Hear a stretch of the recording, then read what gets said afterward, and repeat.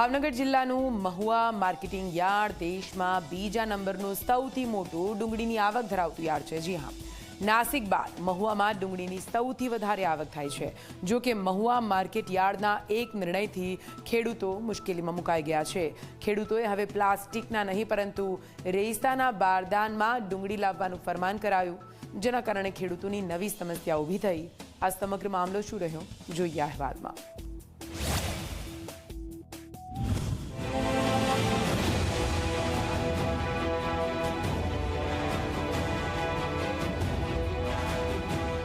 મહુવા યાર્ડમાં પ્લાસ્ટિકની બોરી પર પ્રતિબંધ। પ્લાસ્ટિકની બોરીઓમાં ખેડૂતો નહીં લાવી શકે ડુંગળી।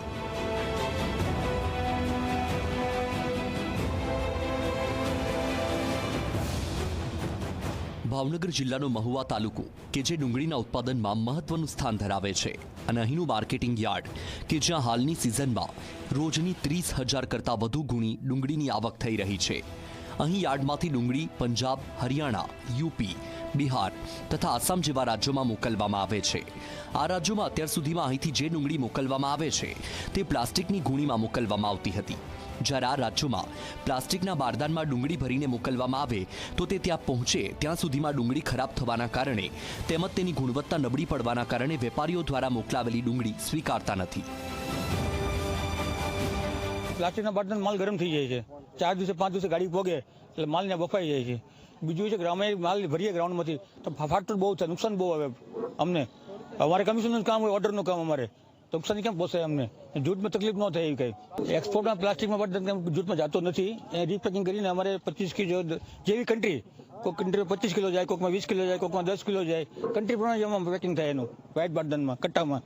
હાલમાં વધુ પડતા વરસાદને કારણે માલ પણ ખૂબ જ ડેમેજ હોય, જ્યારે વધારે સિઝન શરૂ થતી હોય છે ત્યારે અહીંથી લોડિંગ થઈને માલ વેગન દ્વારા, રેલવે દ્વારા જતો હોય છે અલગ અલગ રાજ્યોમાં। મતલબ કે 4 થી 5 વાર ડુંગળીના થેલાને ફેરવવી પડતી હોય છે, જેમના કારણે માલને ખૂબ જ ડેમેજ થતું હોય છે।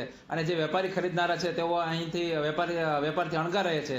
એમના માટે સારો માલ ટકી રહે તે માટે લાલ કાંદા એસોસિએશન મહુવા માર્કેટિંગ યાર્ડ વતી રજૂઆત કરવામાં આવી કે આગામી 15 તારીખથી ફક્ત બારદાનમાં જે લાલ કાંદા લાવશે તે ખેડૂતનો જ માલ ખરીદશું, જેને અનુસંધાને આગામી 15 તારીખથી ફક્ત બારદાનમાં જ હરાજી કરવામાં આવશે। સારી લાલ ડુંગળી કે જે અન્ય રાજ્યોમાં મોકલવામાં આવે છે તેને માત્ર કંતાનની ગુણીમાં જ વેચાણ માટે સ્વીકારવાનો નિર્ણય કરતો પરિપત્ર જાહેર કરવામાં આવ્યો છે, જ્યારે યાર્ડના વેપારીઓ પણ કંતાનની ગુણીમાં આવેલી ડુંગળીની જ ખરીદી કરશે।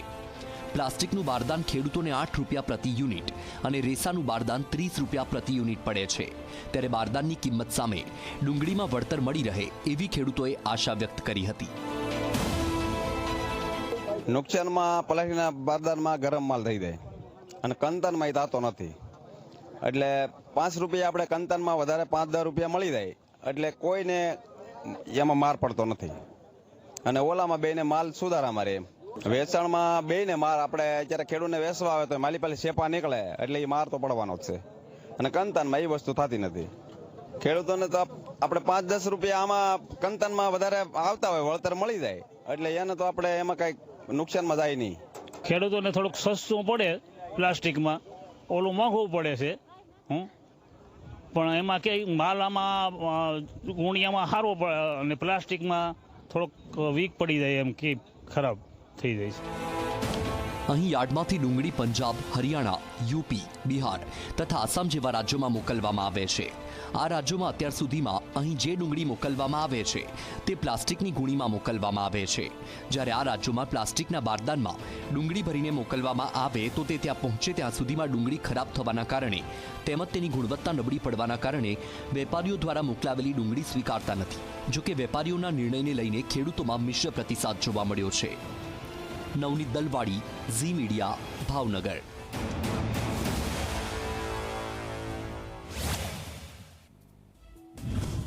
અને આ